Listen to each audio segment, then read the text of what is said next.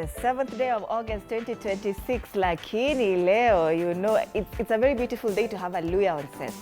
This is TV47 Breakfast. My name is Annie Odida. Jana, kuna watu walionyeshwa dust. I am not happy. And today, oh, you're not happy? I'm not happy. No, sisi, we are happy that you guys at least got a platform yesterday in State House. At least unatambulika.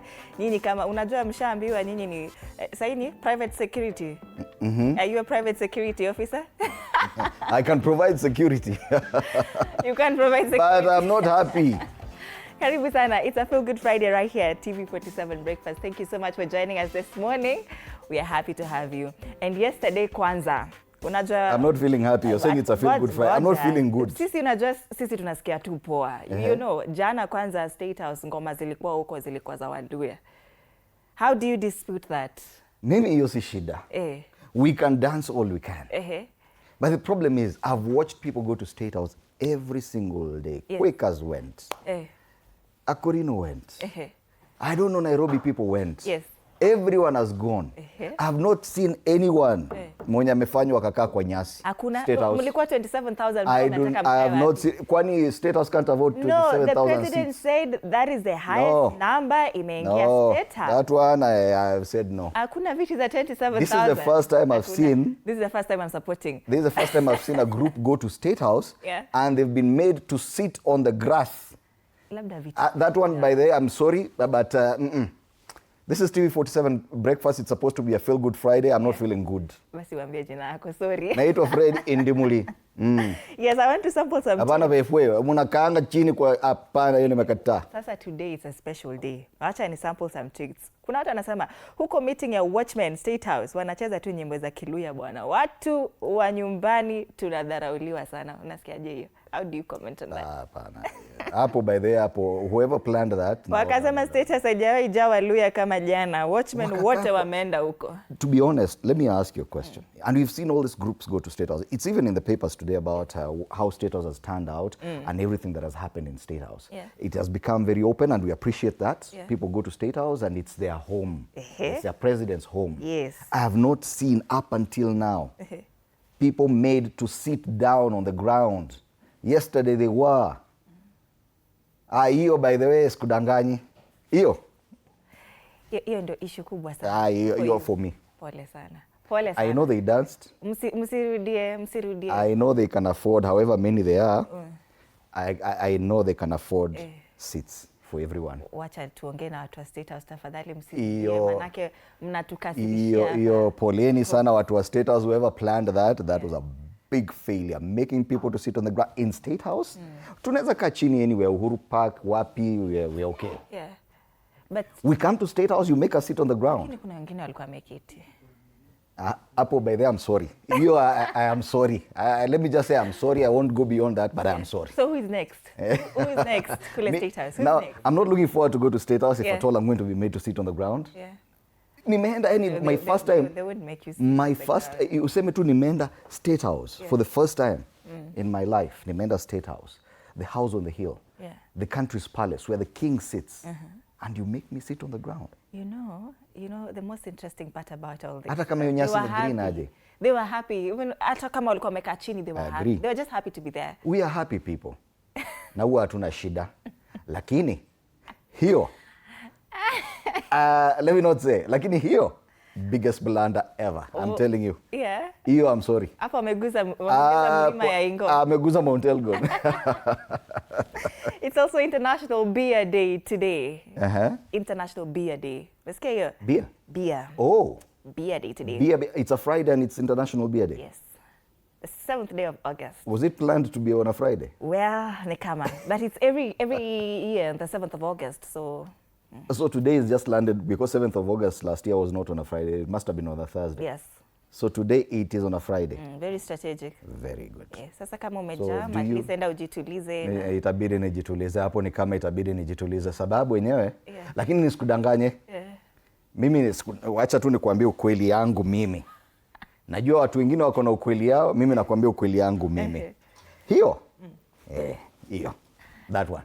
Sasa mshatishiwa lakini Let's tell you how the weather is looking like this morning. But in the meantime, keep interacting with us. It's TV47 Kenya on Facebook and on YouTube. Or next is TV47 Digital. Tuambie, what do you think about these guys being made to sit on the grass yesterday? In State House. Yeah, in State House. And these guys.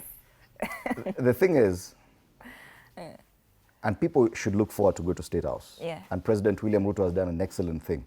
I'm sure it is not him who made that decision. It is his handlers. So what was his handlers thinking when they invited people, a number beyond the seats they could provide? What were they thinking? They knew. You know, you can't just go to State House at just like that. Yeah. At the gate, you're vetted. So they knew how many are coming. And they knew they did not have enough seats for them. So they knew you're coming to sit on the ground. They knew that. They planned that. They sat down in a meeting, planned that these people will come. Na watakaa kwa nyasi, kwani si wamezoea kukaa kwa nyasi, watakaa chini kwa nyasi. Oye. Oye, lakini bado si mko kwa broad-based government. Tuko ni sawa. All right, let's see how the weather's looking like this morning.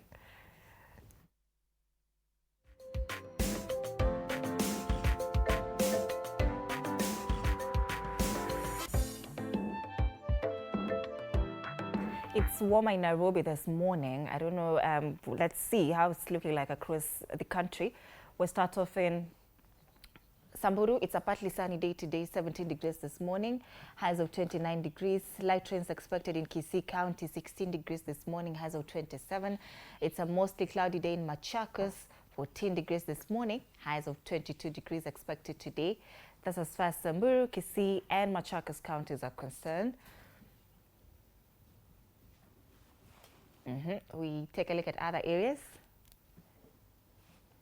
Migori, it's a mostly sunny day today, 16 degrees this morning, highs of 28 degrees. It's a partly sunny day in Kajiado, 14 degrees this morning, highs of 23 degrees. And it's a mostly cloudy day in Nairobi, 14 degrees this morning, highs of 23 degrees. That's the state of the weather.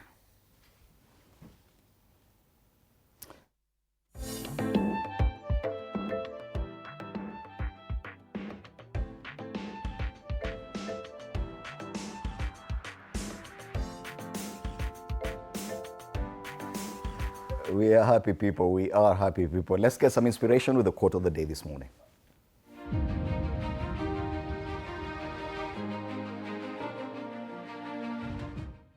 You may not be able to control the challenges life throws at you, but you can control how you respond.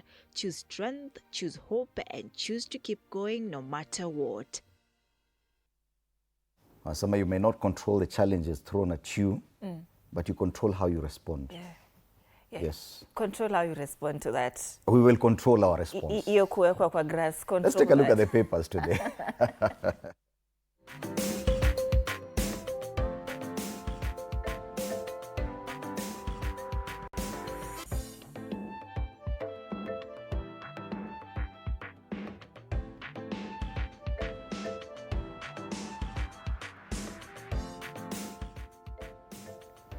So the dailies this morning have done us justice. They talk about matters devolution, best and worst governors. That's the front page of the Daily Nation. They talk about 7 areas, including development, budget, audits, and pending bills have been assessed to gauge which are the best governors and which are the worst. And they have quite a number of governors here, some of them graded B, C, and some D. So tafuta governor wako ujue kama ako kwa B ama C ama D. So some of the top counties graded B, like Embu, Cecily Mbarire, Ole Ntutu of Narok, Ahmed Abdullahi from Wajir, who's also the chairperson of the Council of Governors. Kitui Governor Julius Malombe is also graded very well. Gideon Mungaro of Kilifi, Dado Godana of Tana River, the guy from Mombasa, Abdul Swamad Nasir, Kitui Governor Mutula Kilonzo. Susan Kiheka, interestingly, she scores a C. These are not the best, is a C. Yeah. C at least can get, no, C cannot even get you to university. You have to get a C+. So kama ingekuwa they're using this to get to university, wangefika. The only people who could get to university ni Embu, Narok and Wajir. Sababu kuna watu sasa wamelimwa D. alama ya da. Kama gavana wako wako hapa, simama na uinue mkono, tukuambie pole. Isaac Mutuma Meru, okay, ni C. Kenneth Lusaka Bungoma, da. Yes. Watu wa Bungoma mnasemaje leo? No wonder mnafanywa mkae chini kwa nyasi. Joseph Olelenku, da. Kajiado. Isa Timami Lamu, da. Benjamin Cheboi Baringo, da. Jamaa wetu hapa Nairobi Johnson Sakaja, da. Wasizi cheka hiyo. Hilary Barchok, da. Bomet. Polo Toma Busia, da. Fernandez Barasa Kakamega, da. Have you seen how many governors from Western Kenya have been given D? Yes. No wonder. No wonder. No wonder everyone is looking at us. Hawa tunafanywa tukae kwa nyasi. Hata hao next time waende wakae kwa nyasi. Fikiria sana wewe. Anyang' Nyong'o Kisumu. Naona nilisema siwezi cheka wengine because nilikuwa nimejiona hapo. Da pia. So the Parliamentary Budget Office has ranked county governments. This is a Parliamentary Budget Office. It's not us. It's not one of these wanafanya akina Infotrack na wengine. No. Yeah. It's a Parliamentary Budget Office. Has ranked county governments after evaluating their performance against the County Fiscal Performance Measurement Index. Most counties are performing moderately, with only a few demonstrating very good performance. The story is on page 4 and 5. Na inasemekana Professor Anyang' Nyong'o has been very busy crafting Vision 2060. Lakini hapa analima a strong D. Naona amemwonea. So Embu is ranked first. So anyway, let's be honest, no county scored an A, but at least it's a B. 3 counties only that scored a B. Yeah. Embu tops inaugural county fiscal index as Nairobi ranks among poorest performers. So at least to the governor of Embu, let's appreciate her. One of the few female governors. Congratulations, Governor Cecily Mbarire. Congratulations to you. Congratulations to the Narok governor and Wajir governor. How wengine, but do you know Kisumu wenyewe mko mbali. The last one on the list is the cleanest county. At least hatukai chini kwa grass. A very strong D. Lakini hamjakalishwa chini kwa grass. So that's the story. Nairobi iko wapi? Nairobi pia iko 43. Number 43. A very strong D as well. Bottom 5. Yeah, bottom 5. Congratulations, Governor Sakaja, for making us appear somewhere on the map. Yeah. So that's the front page of the Daily Nation, surely. Lakini when you're going to the weekend, kama unataka hasira, tafuta kaunti yako kwa hiyo list uone iko wapi. Alafu ndo mkienda kuketi kwa nyasi, wengine wakipewa viti nyinyi mnaambiwa kaa huko chini kwa nyasi, kwani nyinyi hamjazoea kalia viti, mnakalia kiti ya nani wewe? Chonjo. All right, chonjo. Grassroots networks, Ruto follows Moi's script is another story on page 7. And I can see in other papers they're talking about how grassroots mobilization, those meetings at State House, what they mean for President William Ruto. They're very important for him. He's met the provincial administration there. He's met different churches, different groupings, even met Muslim leaders. Yes, sheikhs. All of them were given seats. Nurses strike finally gets a front page space on the front page of the Daily Nation. Nurses strike, drugs crisis, cripple public hospitals. I saw someone responding to one of our conversations yesterday, and we were talking about politics, and then akasema hapana, nyinyi you people bana. I'm trying to look for that. Akasema this else that's happening, especially the crisis in hospitals. But nyinyi mnazungumzia tu siasa. Yeah. Because nurses are on strike, midwives are on strike, and it's across many counties. Yeah. This is something that should be on the front pages. Today, at least the Daily Nation, I make a highlight to kidogo, but at least it's on the front page. Yeah. Other quick highlights. Indian house crows invade Nairobi. Unajua ile inaitwa tunaita kegogo. Kegogo zimeinvade Nairobi. Hizi ndo zile zinasemanga owang. You heard them? Yes, I have. Owang zimeinvade Nairobi. The most destructive bird species in the world.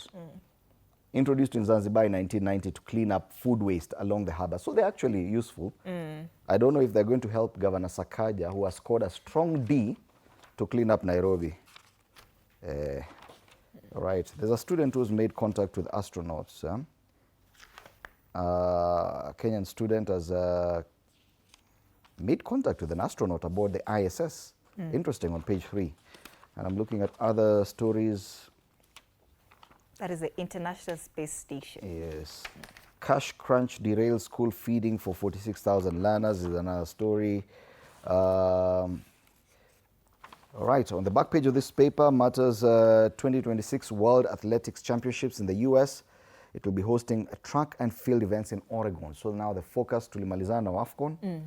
I think for the last 2 days, focus on probably the Sekafa Kagame Cup, which is heading to the finals in Rwanda.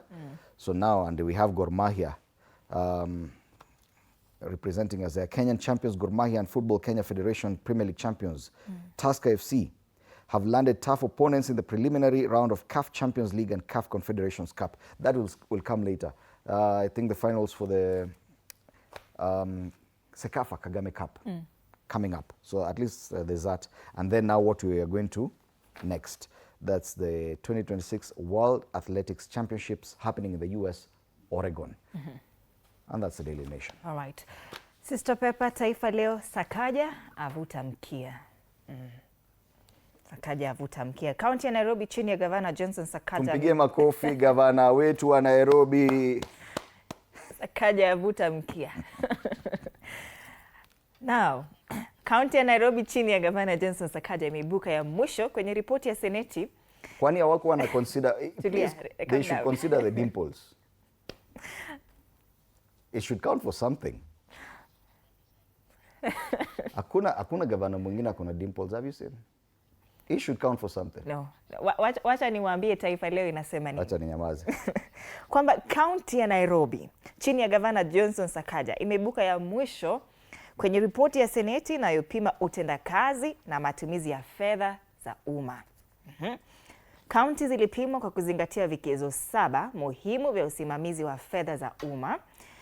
Mizani hiyo ilihusisha utekelezaji wa bajeti, matumizi ya fedha za maendeleo, ukusanyaji wa mapato ya ndani, matumizi ya mishahara na marupurupu, madeni ambayo hayajalipwa, matumizi ya mabunge ya kaunti pamoja na matokeo ya ukaguzi wa hesabu.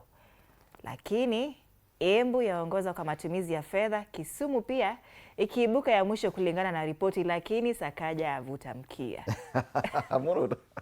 Katika ukurasa wa mbele wa gazeti la Taifa. Ukubali ukuzungumzia Kisumu pia. Hapana, leo ni Sakaja avuta mkia. Profesa anafanya Vision 2060. Ndio hii. Professor at least ako busy doing something with Vision 2060. Yeah. Oh, Sakaja hakuna kazi nyingine anafanya. Yes. Sakaja wamesema Sakaja amesema wakati mtu amesema something very interesting huko kwa gallery. Lakini wamesema yes, kwanza wamesema huyu governor wa Nairobi yeye ndiye alipeleka kina Fred Ndimuli kule State House. Na ku provide viti. Wakakaa chini. Sakaja avuta mkia. Wamesema hata huku alipi watu huku Nairobi. Iko hapa katika kurasa wa mbele. Alipi watu mishahara yao.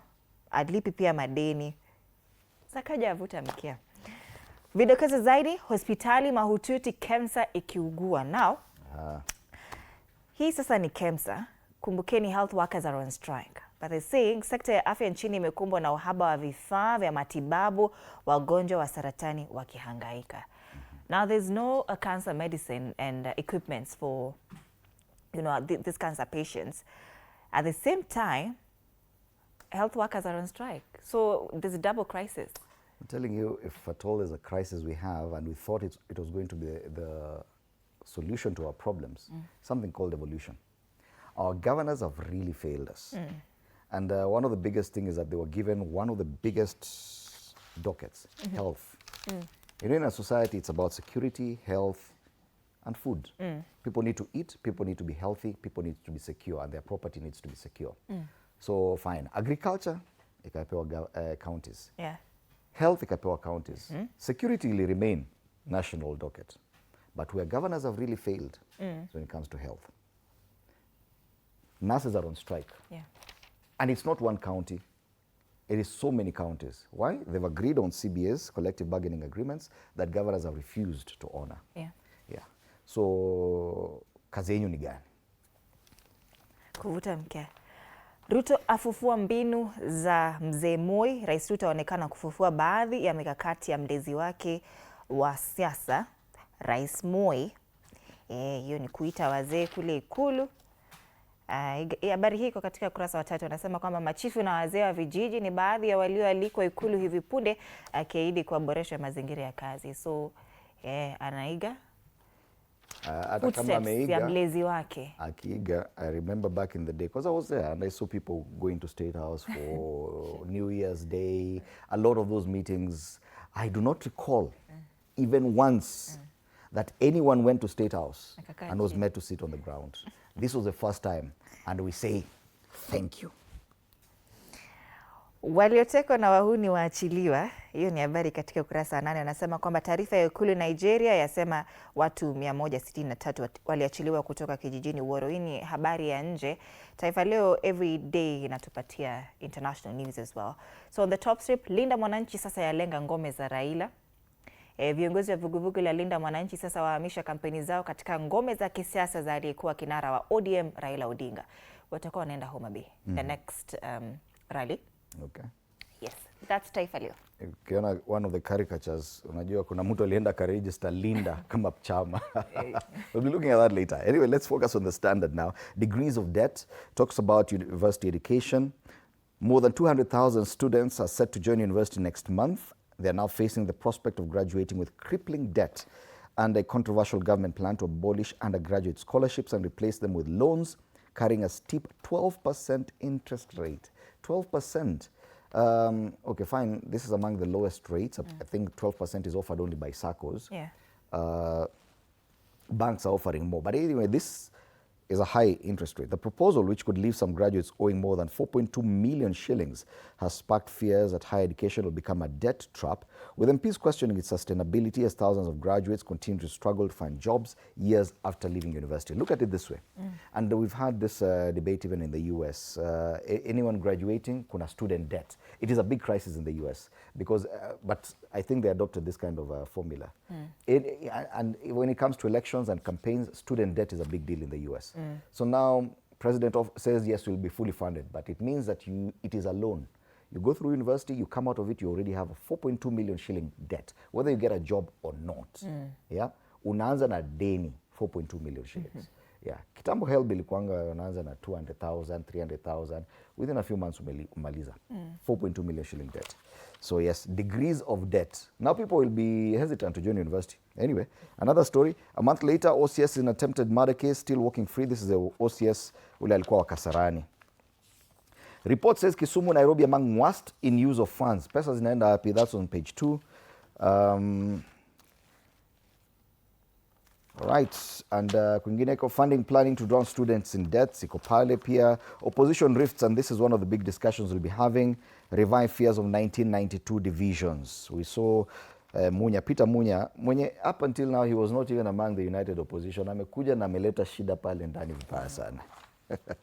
On the back page, golden start for Kenyans at World Under-20 Championships in the US. We says now we are now focusing on what's happening in Oregon at the World Under-20 Championships. That's the Standard. All right. People Daily, State House or campaign headquarters? Yes. That as delegations flood the House on the Hill, critics question whether governance is giving way to relentless political mobilization ahead of 2027. This story is on page 4. So, a State House, or is it campaign HQ? Tuambie, what do you think? Wameka hapa kina... Lakini watu wajiheshimu bana. Watu wajiheshimu bana, kama wameitwa State House. Watu wajiheshimu. Wengine wanapewa viti, nyinyi mnanyimwa. Because you believe State House that cannot afford seats for you. That field is so big. From the pavilion, I've been to State House. From the pavilion, that field is so huge. Yeah? They can afford seats. They can afford 100,000 seats. This is State House. Budget imefika 10 billion. You want to tell me ni viti zilikosekana? Unajua sasa ama waliona wewe haufai kuketi kwa anyway. Jana wakiwa State House, unajua they were not even worried about them having to sit on the grass. You know, the only thing that was worrying them is them being called watchmen. Yes, wanataka waitwe private security. Jana kwanza ulisema watchmen wanaenda state house. Sasa kama umefanya mkaketi chini kwa mnajali sana mtaitwa watchmen na mume. Wako sawa, that not complaining. Ndio maana nisema mjiheshimu hata nyinyi. All right. Other quick headlines. Can Sifuna break Mudavadi and Wetangula's grip on Western Kenya? That's story on page 2. Why ODM's new election strategy is dividing party leaders? That's another story on page 3. And why Kenya's new price control laws could backfire on farmers, consumers, and businesses. That one is on page 8. Lakini, the bigger coverage has been given to the private security officers who were in State House yesterday. Wako hapo chini. Nimechoka kusikia State House tafadhali. Si walikuwa State House. That's the people daily. The Weekend Star is here with us. Gachagua under siege as opposition fight escalate. Hiyo tumezungumzia internal tension could trigger acrimonious split ahead of 2027. We'll be discussing this with the youth perspective, on the youth perspective in a short time. Of course, Senate ranking tables, governors, turntables on governors. We've discussed that on other papers. It's there on the front page. There's a very serious story here on the front page of the Star. Kenyans will still battle gonorrhea and syphilis in 2030. This is a WHO report. Tulikuwa nasema Vision 2030 itatutoa pale chini tupeleke mbele ndio tuweze kufikiria 2060. Sasa even in 2030 you'll still be battling small issues like gonorrhea and syphilis. Kenyans will still be battling common nasikia? No wonder hata mnanyimwa viti. Common sexually transmitted infections in 2030. These are new reports. The report cites weak health systems, funding cuts, and growing resistance to drugs used to treat STIs. You can read that story on page 2. The other one is a rule to bar MPs from renting own buildings for city office spaces. So MPs have a right to, if at all the parliament probably doesn't have enough office space for you, you can rent an office. So many MPs own buildings in town. So anaenda anachukua ofisi yake kwa building yake alafu ana bill parliament. Oh wow. Anasema mnilipe kwa ofisi yangu. That's the Star, the front page of the Star. Because of time, let's just take a look at the back page. Matters local football. Tusker pitted against Sudan's Al Ali Madani in CAF Confederations Cup. And Kibwage's mission, stand-in skipper is Gor Mahia charged for regional crown against Rayon. That's the final of the Sekafa Kagame Cup being played in Amagoro Stadium in Rwanda. That's the Star. All right. Weekend Star, fresh, independent, different. We have to say this. You can grab yourself a copy for 60 bob. Sawa sawa. Business Daily now. Saudi beats UAE in Kenya fuel supplies on Iran war. They say that Saudi Arabia, unlike the UAE, has managed to ship huge volumes of oil using pipelines without crossing the Strait of Hormuz, which Iran shut following the war. On the Tika, post-retirement medical fund savings rise to 1.9 billion shillings, and Yegeo set to pocket 4.47 billion shillings dividend on delayed EABL deal. That's the Business Daily. All right, from the Business Daily, we cross the borders and go to Uganda, and we start off with the Daily Monitor today. They talk about, and this is very interesting, it can only come from Uganda, the cost of a bride. Yes. So President Museveni's call on Akole elders to stop inflating bride price has thrown the spotlight on a centuries-old tradition whose cost now varies dramatically across Uganda's tribes, with some grooms paying little more than a token and others surrendering fortunes in cash, cattle, and gifts. This is not the kind of headline you'd see in Kenya. Yeah? And I think these are things that people should be discussing. Sio siasa kila wakati. The cost of bride price. Cost of a bride. Friday. Yeah? Uko Alur, you have to pay between 3 and 4 cows. In Acholi, it is 6 cattle plus cash, about 5 million bob. Okay, don't worry, it's Ugandan money. In Lango, which is like your cousins on the other side, your Luo cousins on the other side, you pay a minimum of 4 cattle, 6 goats, and 4 chicken, and cash, 2 million bob. Bunyoro, 1 cock. Oh, ni cheap. Toro, a request of at least 6 cows. Bakonzo, as in people are paying a lot of money. Yes? So in Alur, I think is the worst. No. Karamoja. 100 cows and 100 goats plus cash, which is not fixed. 100 cows and 100 goats. No wonder President Museveni is concerned about that. Amesema, please, punguzeni bei. Au mabibi si ati ni wazuri sana hivyo vile mnafikiria. musilipie pesa mingi sana. Okay, hiyo ni mimi nimeongeza. Anyway, on the front page of the New Vision, MPs approve UPDF Gaza deployment. They're deploying the military to the Middle East, Gaza. And Mbarara leads in HIV and syphilis among prostitutes. Tumeona syphilis na kwingine kwa front page Kenya na gonorrhea Kenya. Sasa kuna syphilis huko Uganda, Mbarara. All right. That's Uganda. In Tanzania, the Citizen, Tanzania and Uganda eye $20 billion in energy sector investment. President Yoweri Museveni has just concluded a visit to Uganda. And so Tanzania and Uganda have signed a memorandum of understanding which is expected to attract investment exceeding $20 billion in the energy sector, including a refinery in Tanga. Sile refinery walikuwa nasema watakuwa nayo. Ile Samia alisema yeye ajui hajaambiwa. Alafu ikaletwa tukasema itakuwa hapa Lamu. Yes. They are still investing in another refinery there. Uganda and Tanzania investing in a refinery in Tanga. Pale, where President Ruto was saying that refinery funded by Dangote would have been in Tanga. They're still doing it. Hata kama wamechukua ya Dangote. Wale si ati wamewacha. Tanzania and Uganda zajibu mapigo kwa Dangote. Ndio habari kuu kwenye ukurasa wa mbele wa Mwananchi. Wanasema za saini kuanza mradi wa trilioni 53 na utahusisha kiwanda cha kuchakata mafuta ghafi, bomba la mafuta safi hadi Uganda. So I think even President Samia Suluhu Hassan knew exactly what she was talking about when she said, mimi amjaniambia hii yenyu ya Dangote. Kumbe they already had a plan with Uganda. Yeah, there was a plan but not Kenya. Yeah, not with Kenya. Sisi tulikuwa najaribu kujipox hapo ndani. Mambo yenyu na Dangote pelekeni huko kwenyu, sisi tuko na plan Tanga tayari. Msifikirie Tanzania, unajua tulikuwa nasema ati Tanzania wameluza watu. Wameluza watu wapi? They already have a plan. Anyway, magazeti ya humu nchini na kanda ya Afrika Mashariki. Turejelee nyumbani tuangazie karakacha sasa. Let's start off with the one on the Daily Nation. Right. So there's a spin here, and there's a caricature of President William Ruto here, a caricature of Deputy President, and a caricature of the PCS, Prime Cabinet Secretary. So we've seen church, we've seen sheikhs, we've seen security guards. Who is next? Who is next? I'm praying that if you're next, usikubali kukaa chini kwa ground. Kwani wewe ni nani? Hiyo state house si kwenu. Wewe wacha. Director amesema next ni one by one. Na hata kama wewe, hata ukienda wewe, demand to have a seat. Aibu ndogo ndogo wacha. The cartoon on the Standard has two frames. On one frame, there's a person who's amevalia rangi za defiance. Anasema right to picket. Pande mwingine kuna jamaa amebeba kitita, county's kitty, anasema right to pocket.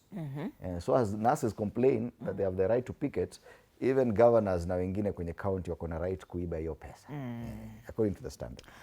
All right. Stano Stake People Daily. Now there's a spectre of election violence hanging over 2027 election. Next week to go exactly 1 year to the general election. So that's what Stano is saying this morning, that 2027, there's a vulture here.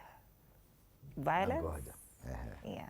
The vulture of violence. The cartoon on the Star focuses on Linda Mwananchi and the attempt to actually register Linda Mwananchi as a party.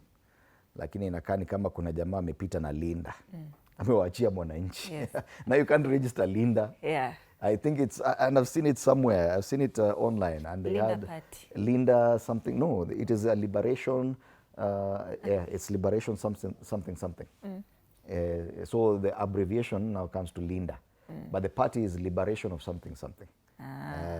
Liberation Democratic something. Linda. Yeah. So we can no longer register Linda Mwananchi. Poleni kwao, but names are Sharp Boys of Nairobi.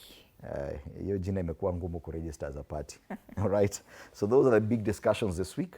And today we'll be looking at that with on the youth perspective with my panelists this morning. And they are Akip Korir Brian, Jared Oye, Advice Mundalo, and Ken Babu. Do stand by for that, because all these young gentlemen come from different political formations.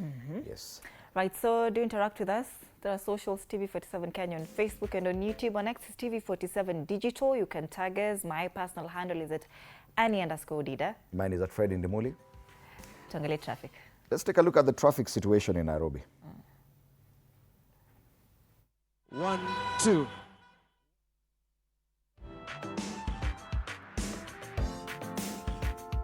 All right, the Eastern Bypass is looking clean today, interestingly. Nothing much to report from there. Apart from that, a bit of traffic at Utawala, but after that, slow but moving all the way to Cabanas. Mombasa Road 2 is looking green.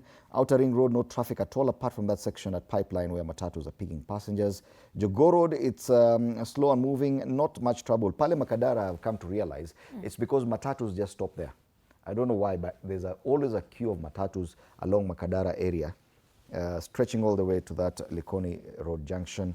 And the City Stadium roundabout, a lot of matatus there as well. Kama kawaida, ukiingia town pale Marikiti, Landis Road, Railways roundabout, it's very busy, getting even busy as we continue.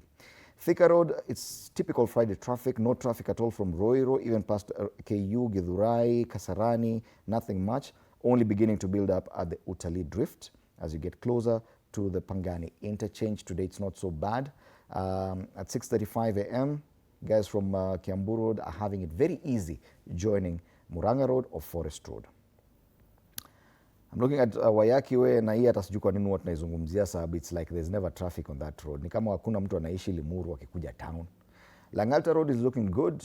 Ngong Road pia ni kama hakuna shida leo, all the way from Junction past Prestige Plaza, City Mortuary roundabout, everything is looking good. So it's typical Friday traffic. Enjoy your day as you drive or ride or commute around Nairobi.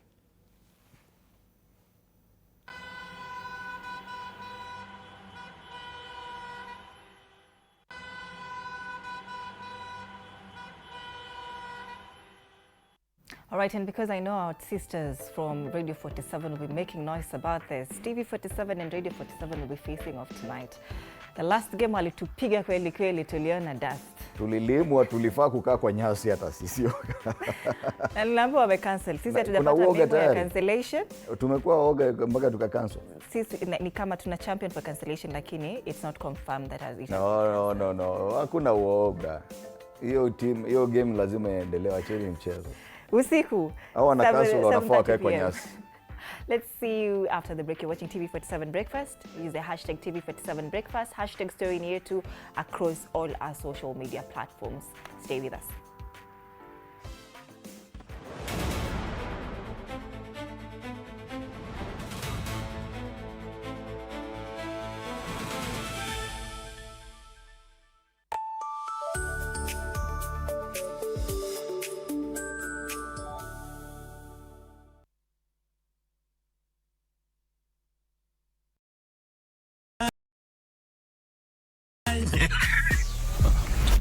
Uko nje kuna Wi-Fi. Why?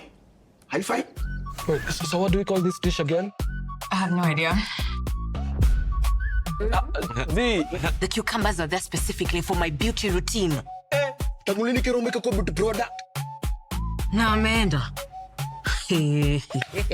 Tunafaa tukuwe na logo yetu. Like, si ni brand already. We won't entertain divas. No. I'm not dealing with a man-child. Amazing. Nishapenda hii energy. Sundays at 8:30 p.m. on TV47. Saturday at 8:30 p.m. My father used to tell me that our hotel is the home for travelers. I guess I forgot that. Recently, it's been more of a mirror of my own ambition. Ooh, yeah. We might fail. We will probably fail, but not for a lack of trying. So for the last time, and the first time, welcome to Connect In, the best experience in East and Central Africa and its environs. Saturday at 8:30 p.m. on TV47. Wednesdays at 8:30 p.m. This is a very serious place. I see that.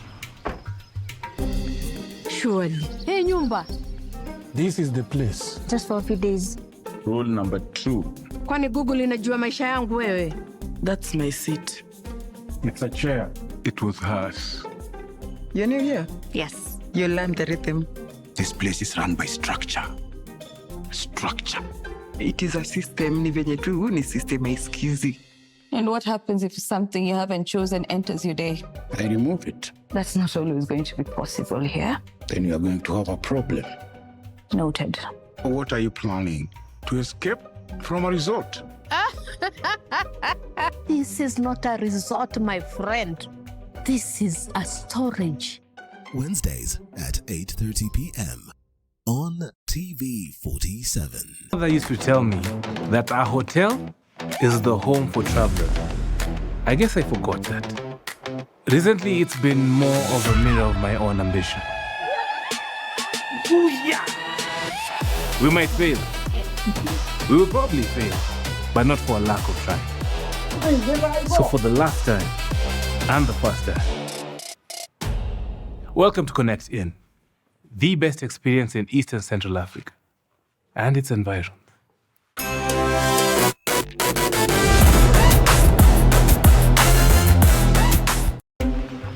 This is a very serious place. I see that. Surely. Hey, Nyumba. This is the place. Just for a few days. Rule number 2. Kwani Google inajua maisha yangu wewe? That's my seat. It's a chair. It was hers. You have to be very careful. Fake money can kill business. Na leo mkorada yangu. Small money, kapesa kadogo, big behavior. I only have big notes. Alikuwa anatafuta courage. Yaani nafaje kutengeneza kachumbari na manyanya zinakaa hivi? Ona kiki ni kama kiwaru. Hiyo ni tonga commitment to the lie. Amejicommit. Ndio hiyo. Mpatie. Unajua kama una mtu kitu, hata tu salamu ya kawaida inakaa kama reminder. Habari yako? Sintalipa kesho. Kesho gani when? Si kesho ya kesho ya tomorrow. Hiyo tena. Nzeni burudike mcho.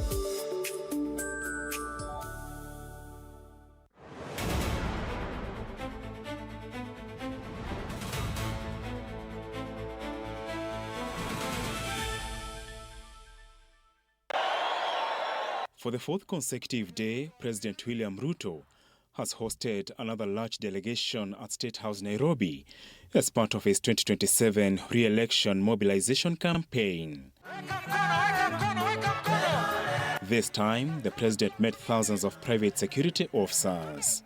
Kuna watu walikuwa wananieleza eti nimeshukisha heshima ya State House kwa kuwakaribisha watu wasio na vyeo kubwa kubwa.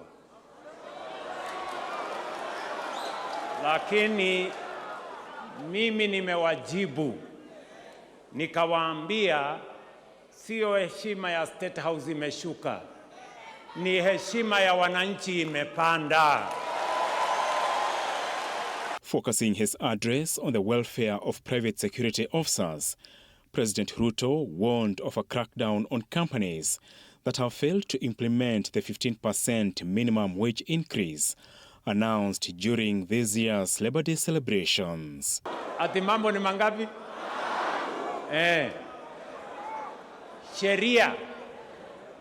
Sheria ya taifa letu la Kenya inasema ni kinyume na ni unyama mtu kulipwa chini ya minimum wage.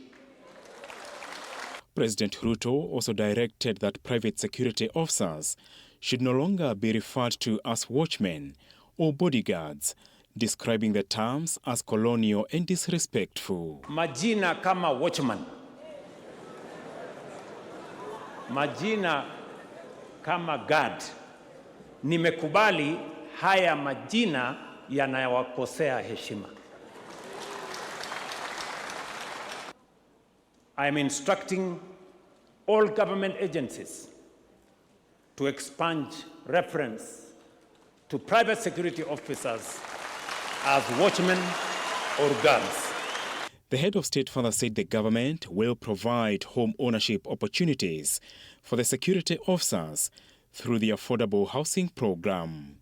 This while directing security agencies and private firms to establish career progression structures for their employees. They have not only asking to be seen, they're asking to be heard, trained, protected, represented, and given opportunity to rise. We do not only secure gates, we protect families, business institutions, investments, communities, and our nation. Leaders present also renewed their support for the broad-based government and President William Ruto's 2027 re-election bid. Muwe private security officers wa kukomesha matamushi ya kikabila. Sisi watu wa ODM ama chama tunajua kwamba tuna candidate wa presidential na sisi candidate wetu kama chama ni Dr. William Samoei Ruto. Wangapi ODM hapa? Na tutahakikisha mambo 2027 ni 2 term. Na hawa wote hapa wako na kura. Kama hamuna kadi, tafuta kadi. Apul Kamau, TV47. Yes, private security officers, the latest team to get to State House as President William Ruto continues to use the House on the Hill to host different groupings. On the front page of the People Daily today, State House or campaign headquarters? That's the question they ask. As delegations flood the House on the Hill, critics question whether governance is giving way to relentless political mobilization ahead of 2027. This week alone, the president has hosted different groupings, including Muslim clerics or other representatives from the Muslim faith in their thousands at State House. He also hosted a different group, the Quakers, Friends Church. Yesterday was a turn for private security officers, and the president has directed government officers not to refer to them as watchmen or guards. So we now call them private security officers. Online, the discussion is about why they were made to sit on the ground. These private security officers who need to be elevated from where they are. Heshima ipande. Indeed, Heshima ipande. With us this morning, Kipkorir Brian, Youth Affairs UDA. Ken Babu, Youth Chair, United Alternative Government, UAG, where we are now seeing a lot of strife. We'll be talking about that later, don't worry. Yeah, and Jared Oye from the ODM Youth League. Gentlemen, good morning, karibuni sana. A lot of talk is about how the president continues to host people at State House. He says he's elevating. He's not lowering. Hashushi hadhi ya State House. Ni heshima ya wananchi inapanda. But a lot of people are complaining about how security guards, security officers were made to sit on the ground. 27,000 of them showed up at State House yesterday. Of course, this was planned. They did not just show up randomly. There would have been a better plan for them to be accorded a better treatment at State House. But overall, that's not the main discussion. The discussion is about how State House has turned probably into campaign headquarters. Brian. Thank you so much, Fred. What I want to say is that the State House is a presidential working office. And at any moment, if President wants to engage the people, particularly the citizen of Kenya, because the President is a symbol of the national unity and the head of the state. So it's very important that any moment, if President wants to give the feedback and also to engage with different sectors of this country, I think it's very important that it's okay for the President to invite people to the State House. You know, we have been used to be told that State House you can only access if you are part of that office of the presidency.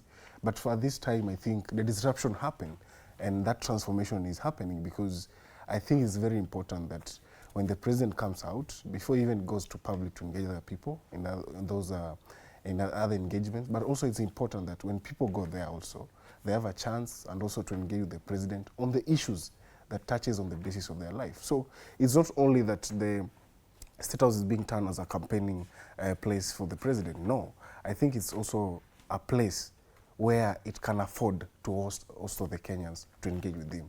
Not only because it has the space. And what was that space for? Was it for keeping the kettles? No. That space was to host delegations. And this delegation may come from different sectors of our society. Okay. Yes. Ken Babu, you must agree that the president has really turned State House into something else. Do you think that, because this is the first time he's going into a campaign as president, so are we going to see a different kind of State House as a campaign platform? Fred, first allow me to say that as I was coming here this morning, having shared my poster, I received a lot of messages from people in Luo Nyanza pale, the fishermen, saying that the president should now, going forward, do a delegation of fishermen from the Nyanza region, so that at least everybody can have an opportunity to be to State House, as he says it. Because if you look at the delegation of yesterday, we would say entirely it was from a certain region, because even the members of parliament who are there communicated something different. But I want to say that the president is already on the campaign mode, and he's doing his campaigns as much as he's saying that the time is not yet ready for campaigns. But if you look at the delegations he's calling and the conversation around that they are having at State House, it's all about campaigns. Because why would you call private security officers and everybody who comes to speak talks about one term, two term, and trying to convince the private security sectors, officers to protect the two-term brigades. So the president is very much into campaign mode, but unfortunately, what came out of that meeting of the security guards is very little, because the thing that they took home is a new name. They were given a new name. The president declared that they should not be called security guards, the watchmen. They should be given a better name. But unfortunately, the better name did not come with a better pay. So it's just that their poverty has been... or even better treatment. Not even better treatment. In fact, we saw they were ordered to sit on the ground because wamezoea kusimama. Wakaambiwa nyinyi mkae chini pale kwa loan. But what we want to say is they left with a better name that looks professional, but their level of poverty remains the same. So the president needs to be objective in these meetings. We understand that he's already doing meetings, but he has turned the State House into an individual property. These are things that he would ordinarily do in some other places. He must not necessarily do them at State House. But as he is, and we know him, we just expect that he calls more delegations, and that should not fail to call the fishermen, our ladies from Koinange, and of course everybody around the town deserves has a right. Which ladies are you referring to? You know what I'm talking about. Because, everybody deserves the right. Let's be respectful. Everybody decide. No. It's not disrespectful. What I'm saying is, all professionals, everybody has the right to be a State House, like the president said. So he should not discriminate anybody. He has decided that he's going to call everybody, and he has decided with Quakers. He went to the chiefs. He's now in Watchmen. We want to see fishermen being called there. Okay. And my brother knows that we also have a group of people called Sangwenya, and the Sangwenyas are also asking, when are we going to State House? So the president Jared, yes, bring sanity back to this conversation. Thank you very much, Fred. I don't know the ladies that Sangwenyas Ken is talking about. Is in another world, unfortunately, this morning. I think from the name State House, there's an office for Kenyans. Dr. William Samoei Ruto has broken the norms as we had seen it or had it before, to a point that now Kenyans are feeling part and parcel of this house at the Hill, this our office. For the longest time, it was made sacred. It was more like it was made for the kings and queens only. As I think Rice was saying, that he hasn't lowered the standard, but has lowered, let Kenyans feel that this is our office. From the name State House, who's the state? It is Kenyans in their state. And that visit also gives a significant feeling that truly this is our country and this is our office and this is our president. There's something I think Ken I've touched on, that they only gain the name. For me, I see it differently.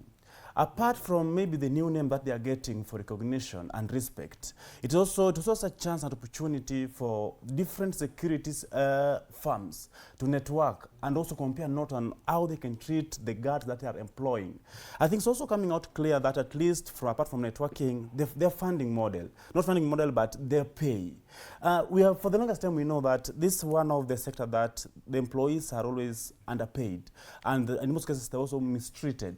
I think that meeting again was also applied. If you see maybe the G4S are well properly oiled security firm, and these other small firms, that comparing note was very important for these guards. It's also very important, Fred, maybe to note on the same breath that it was also a direct access for them to have a deep understanding of how government agencies work.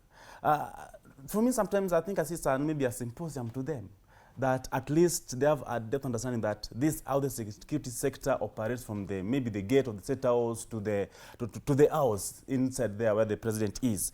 Without also forgetting, we will also saw how they were addressed, the addressing code. We would like to see our security personnel, the guards, and now they are calling soldiers, to have that dress every day. Some of them, at a point, they're always in rags. So it's for some of us, it is upgrading and giving them more stature and recognition in the society. Okay. That visit meant a lot. Any person invited to State House, they do expect some level of welcome or some red carpet treatment, probably. Do you think the group yesterday received the level of welcome that anyone should get when you come to State House? I think maybe the protocol officers at the State House they disappointed us, because again, we're not expecting our guards to sit on the lawn as Ken was putting it. I think the State House has enough capacity, not only to maybe have the red carpet and VT. It was so unfortunate. They didn't see the need to have enough seats for them. It was so unfortunate. Yes. It was, I think, it lowered the dignity, and at some point maybe lowered the whole meaning of the meeting. All right. More than 10,000, and you can see those pictures there from State House, Nairobi. It was quite a massive crowd, and the main discussion online is how come they did not have seats for them. They were made to sit on the lawn, and this is the first time we're seeing people invited to State House, and they don't have enough seats. What exactly does it mean? Is this something that could be fodder for politics and discussion around how this administration treats some people? Brad, do you see this as a blunder that could cost this administration when you go to the campaigns? Watasema, this is how you treated us when it came to State House. Fred, one thing that we have to understand is any time you see a delegation going to State House, particularly the sectors that we have in our country, there are the pertinent issues they are going to argue, also to address, and also raise their issues. Like yesterday, the security guards, they went there to raise the issues of lower salary wages. And these wages of theirs are very low. And those are the kind of the pertinent issues that they wanted the president to address. And if the government will have to put on hand in it, then it was the right place to address those issues. And that probably came from the president. At the same time, they have a problem with their name. They wanted it to change because from the pre-colonial area and post-colonial era, they wanted that name to be elevated. And that's something that was done. So I think majorly, State House is a place where issues are also set up to be addressed. And we will want to see more sectors going there also, so that the issues can also be put out, can also be presented to the president, and the president also can assure them and to make the proclamation that whatever that have been addressed will also be issued and also be discussed in the parliament. And these are issues. We want also to see the young people like the youths going to the State House. We've seen young people talking about their issues. We've seen young people at State House, Brian. But we want to see more and more. It's the treatment of this particular group that I'm asking about, because that's a conversation online. Yeah, it's not coming from nowhere. People are saying, okay, why were they made to sit on the lawn, on the ground? Why? We've seen so many groups going to State House in their thousands and seats are provided. Why this particular group, and what it communicates from the president's office or from his handlers, that this team, okay, fine, there's a hustler government, but is this a treatment? I want to say this, and we need to agree on this. On issues of whether sitting on a chair or in the lawn, I think it's very relative. If you ask me today, where do you prefer to sit? Perhaps I will tell you I prefer sitting on the ground. Okay. Because of my reasons. So sometimes, remember, in any setup, we may set up a provision of maybe 25,000 seats for the coming delegation. But in case they surpass that number, the question you're asking yourself, do we have to chase you, or do we have to allow you to enter, but you can have the comfort of sitting on the lawn? People showed up without invitation? No. More people came to State House? I'm not saying that. I'm not saying that. I'm giving a circumstance that we need to be in it. And we ask ourselves, if the situation is that, do we have to chase the people? No. We need to allow the people to come into State House and have a chance also to listen to the president. Yes. Allow me to welcome to this conversation Advice Mundalo. He's a leadership and communications expert. Advice, karibu sana to this conversation. Yesterday the president hosted private security officers, and he was very keen to try and change the narrative about how these people are treated, how they are referred to, and all these things. But what is coming out on the conversation online, they say, okay, fine, and well and good. You hosted them there, but this is the first time we're seeing people invited to State House and then they're made to sit on the ground. And as a communications expert, what does that communicate from State House? On one hand, the name the president says, or even the reference to these people as watchmen and guards should change. On the other hand, this is the same group, the first group at State House, who are not given enough seats. Thank you very much, and my apologies for coming just a bit late. I think there is always how you want to look at a glass, either half full or half empty. And if you want to insist on looking at it half empty, then there is nothing we can do to actually change your perception. But for those who would want to look at it from a half full perspective, then they would appreciate the fact that for the very first time, the head of state is actually having a conversation with people of that cadre, that this has actually not happened before.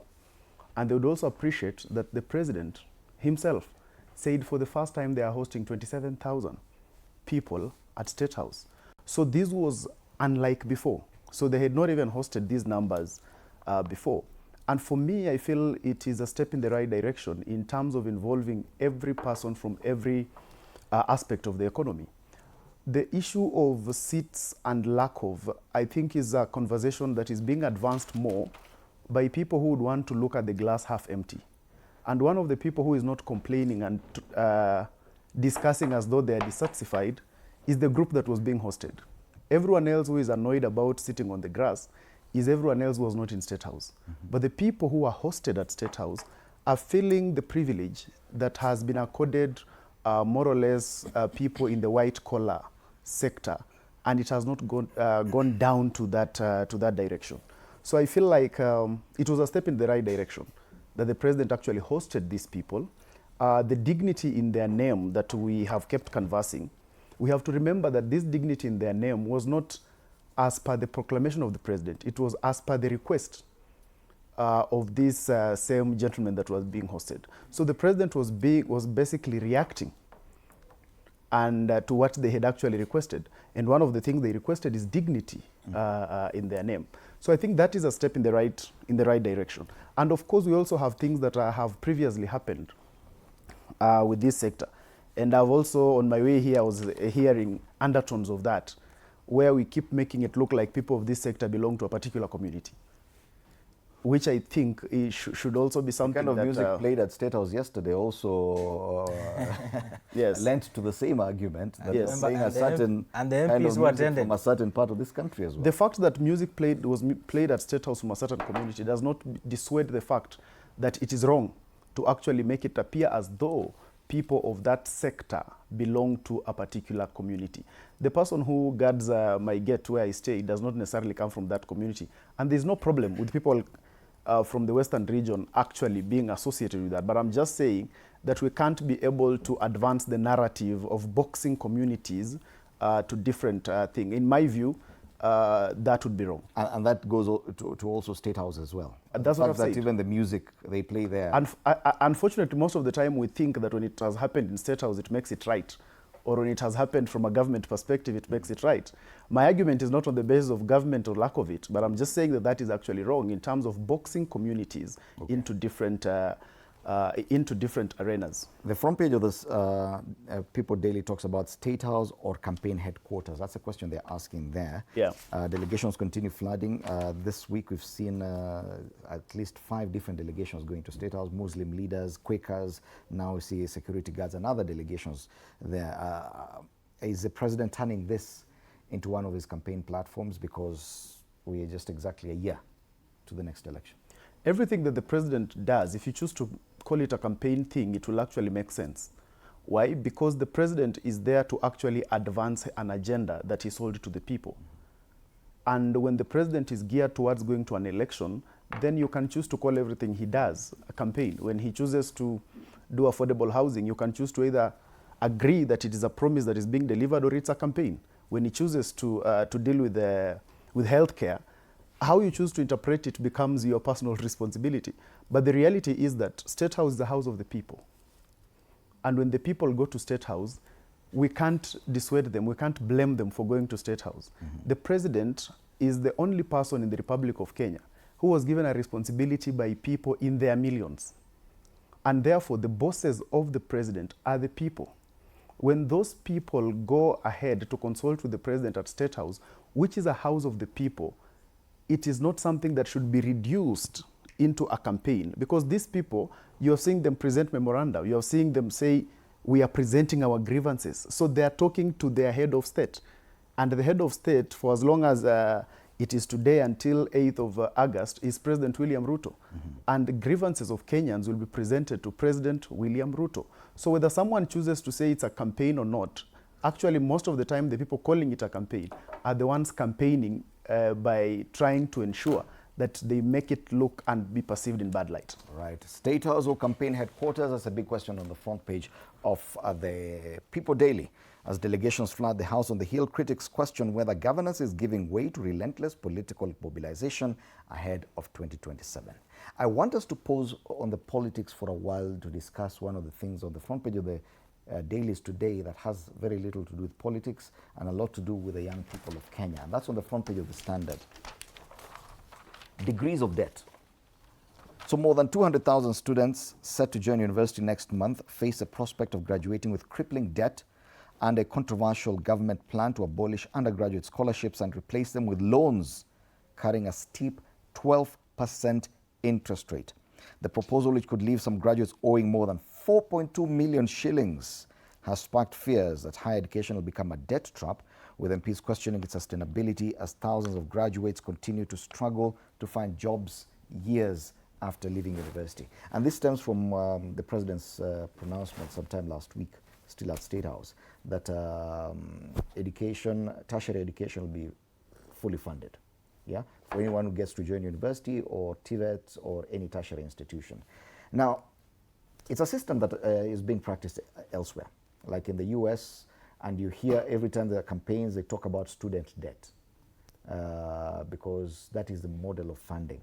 And we're just wondering and questioning, is it time for Kenya to follow that route? That this should be your burden as a student, that once you graduate, you know, the first burden you have is to clear your student debts, which runs into the millions. I'm sure most of you are here courtesy of education. Immediately you graduate, you have 4.2 million shilling in debt. Brian. Education, we need to agree that as of now, education cannot be free, because we have seen to an extent at which the government is trying to fund, but it has never met that threshold whereby it can afford for each and every student. So I think what the government is trying to do through the Ministry of Education is to bring those interventions so as to make sure that at least every child in this Kenya can have education, both in private institution and the public institution. But this bill that is being introduced on how that they are going to scrap the scholarship aspect and to ensure that the student financing goes 100% to loan, I think also we need also to see the impending dangers of itself, because I think at the moment we're at 4% rate when it comes to the loans repayment, and then it will boost to 12%. I think that is triple of it. I think for me, I'm very worried for that, because I think as we know, the Kenyans, we are not same.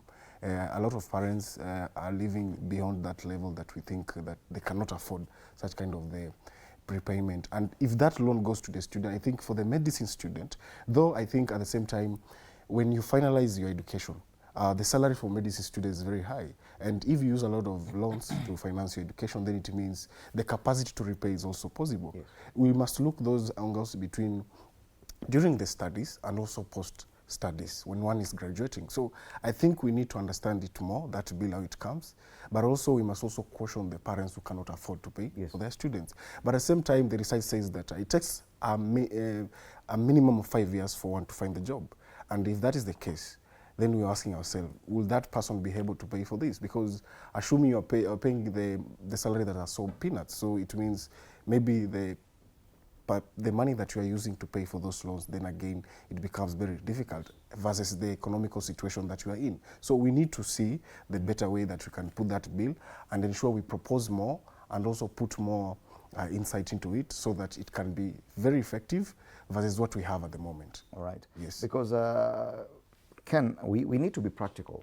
University funding has been a problem, and we're struggling to get the right formula to fund this university. Many people have fallen off because probably their parents could not afford, probably because they could not afford as well. But this prospect or this idea of pushing it to until after, so you can access education 100%. Then once you graduate, that's when now you decide you get to pay for it. It's an idea that has worked elsewhere. Do you think it can work for Kenya? Plus the kind of interest rate being proposed, 12%, that's a commercial rate right now. You know, Fred, the issue of education is very critical, and we've seen the government trying to juggle it left, right, and coming up with different mechanisms to address the matter. But when you talk about student debts and bringing back the loans to the students, you know, the moment you've taken a loan, you have to pay. It doesn't matter whether you will get the job or something, you have to pay. So then, as we get into this conversation about student debt and putting the loan burden on the students, then we must also be conversing around the employment issue. So that the moment I graduate and I'm guaranteed that I'll get something to get hold of, so that I can pay this loan that I took. If you look at the dailies here, is saying that the loan will also will reverse that back to the boom time. But if you look at the time when we were into the boom and all that, people were at least guaranteed that the moment you get out of university, you'll get something, you'll get hold of something to do, work somewhere that will give you pay, will give you some income to pay the loan that you had taken. So as we take the loan back to the students, the government must also come on with the mechanism on how are you going to pay this 12% rate. How are these students going to manage to pay this? Because if we are not going to handle that as early as now, as we deal with this matter, then we are going to end up with a group of people with very many loans, stressed, depressed, and with nowhere to start from. And then what are we going to end up with? Depression, suicide, and many funny issues that might affect the young people. So what we are saying is it's a conversation that we can have, because at the end of the day, we need education, and it must be funded. But now you see, when President William Ruto came in, he first gave us the new funding model, which was seriously criticized. And it is the same students that went to the streets and said, "Bana, this thing cannot work for us." Parents raised their issues, their concerns on matters of the banding and all that. But nothing much was done. The president even gave out a budget for young people to go around the country to do public participation. But until then, until now, we've not seen the report. We don't know what they discussed, what was agreed, and the way forward has never been shared. So now we are talking about another looming financial burden to the same students. So I think the issue of education, the president needs to get clear on it. Yes. And all stakeholders must be brought on board. Both the students, the parents, the teachers, and everybody who is interested in that sector, so that at the end of the day we have an agreement how we're going to handle this matter. But at least the president was true on this, that he said, yes, it will be fully funded. You do not have to worry about joining university. You just join because you've qualified. Anyone joining a tertiary institution does not join with the thought that you're not going to get work. It is always with an optimism that once you clear, you're going to get an opportunity to work. But now you know there's realities after you are done. Jared, probably this is probably the best solution. That on one hand, it takes the burden from the parent. That as a parent, you don't need to worry about how your child will join university. They'll just join. Yeah. Then it becomes a student's responsibility. Whether he decides to go into business or look for employment, that we will worry about later. Don't you think that this probably, I don't know about the interest rate, but don't you think that this is probably one of the ideas that could really work? Leaving out maybe the interest rates, as Brian was quoting it, the 12%. For us, senior is here. It is unfortunate as a nation that we are gambling with the future of our country. Because just, I think, 2 years ago, we were on the new funding model. Then today, there's a new proposal. Unfortunately, where we are, we're also clear in our mind that it has been difficult recovering the ELB loans. So where we are today, giving a full loan to the students, as Ken is putting it, the recovery and sustainability of the same is not promised. This is attached, Fred, to the job market. The government will have to recover the loans that are going to give the students. That loan, that money is needed back to circulate into the economy. And the amount of loan that will be given out to the students, I think, is a very, very, very huge amount of money as it's quoting the boom eras, which of course is a two-way experience. So, kwangu, to me, something that we are gambling with the future of our country. That is one. Number two, it's trying to address the needy families and needy students, yes. But that surety of repaying the loan is something that I think will push so many students, so many graduates into depression. And today, there's an issue of mental health and so on. And if you're very keen, it surrounds maybe the job absorption and the loans that a young man or young lady is having around. Again, you must also remember that this also is going to affect our economy. I don't know the plan that Rais was having in the 12 agenda on better, on education. Because for the longest time, it's something that is not coming out clear from his end and the government. And as my brother was trying to put it, I think this is a proposal, yes, a bill, but we expect all the stakeholders to be consulted, from the students, the parents, the dons, and all stakeholders in the education sector. In most cases, I think one reason why maybe the new funding model didn't pick as we were expecting, it was not consultative. But the people or the members who are holding the education sector eminently were not involved. It was a new thing that just came and people didn't understand it. Yes. And we expect maybe on this one, no, they're saying that they're supposed to implement it by September. That is 2 months away, which is a very short time. If you were to do these things, I think they need a longer time before implementation. Yes. And then I think it's also very, very important for us to maybe try a pilot project before we implement it fully as a program. Yes. But advice. This is what happens in the US. Yeah. Yes, it is a crisis even in the US. Student loans, every campaign you hear about student loans, student debt and stuff like that.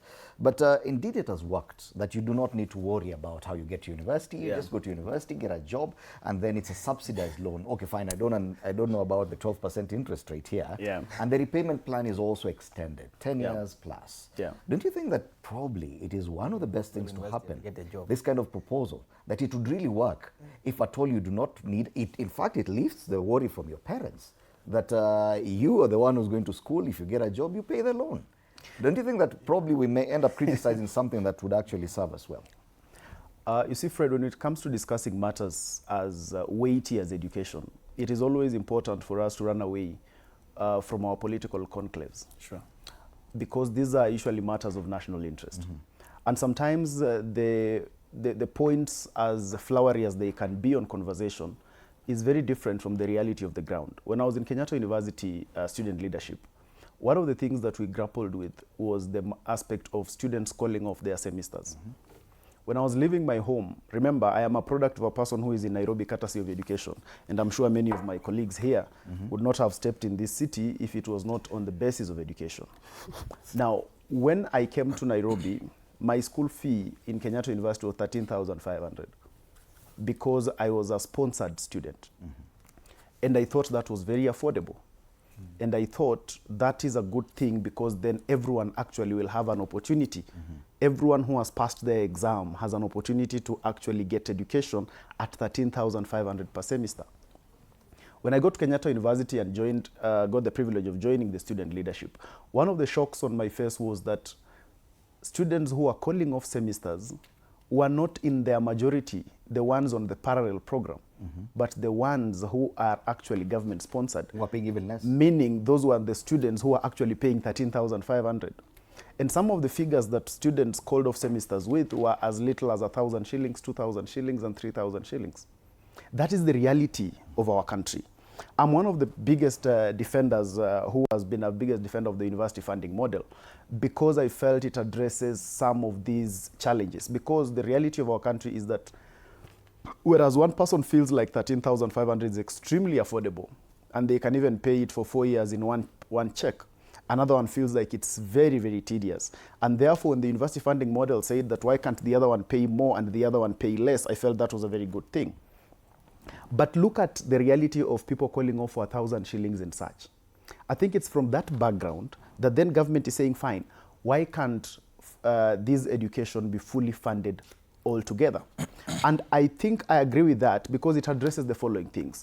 The first thing is that it removes the barrier of ability to pay. So everyone who deserves to go and get a university education will actually get it. So the barrier of will we be able to pay, will the student pay or not, is actually removed. And then we have to ensure that education is actually a public investment good, so that government has to invest in education.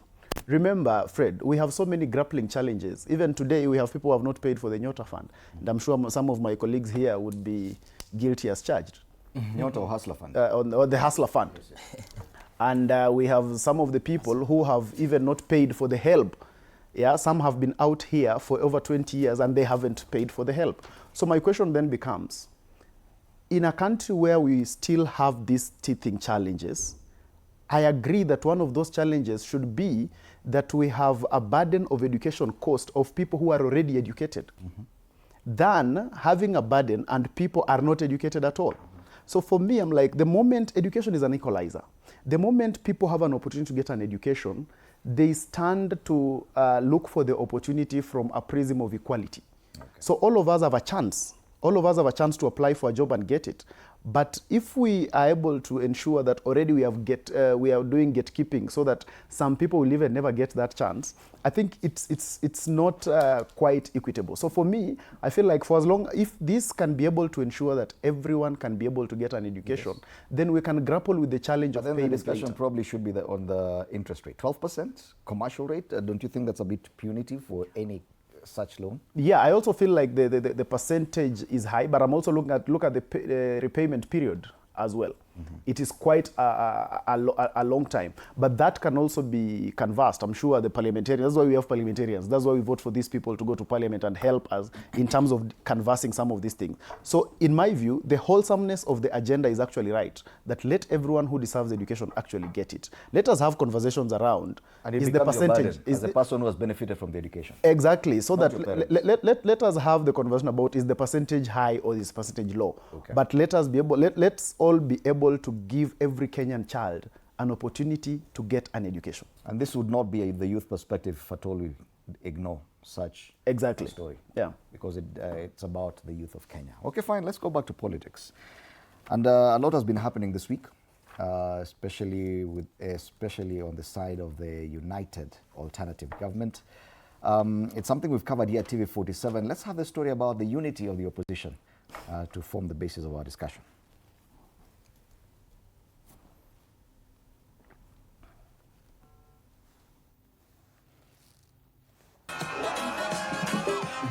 Democracy for the Citizens Party leader Rigathi Gachagua is now championing what he calls a Mount Kenya coalition of political parties, proposing an alliance of parties that support one-term agenda while allowing each outfit to retain its identity. His Excellency, the former deputy president has tasked DP party leader Justin Muturi with convening nearly 30 regional parties to formalize the coalition, which he jokingly referred to as Hyena Coalition. Sisi tunataka wale chama yote ya one term ya hapa Mlimani, Muturi atuite zote, tutengeneze coalition ya hapa Mlimani ya vyama ya one term. Na kwa sababu tumetukanwa na Duale, tunataka tukubali hiyo jina. Tunataka tuite the Hyena Coalition. Wangapi wanapitisha Hyena Coalition?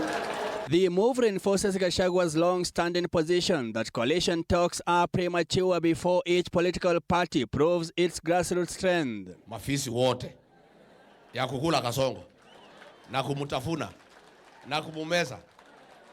Kasongo wakuliwa sikuliwe. He has repeatedly argued that leaders such as Peter Munya, Justin Muturi and Lenny Kivuti should first consolidate their support bases before engaging in national coalition negotiations.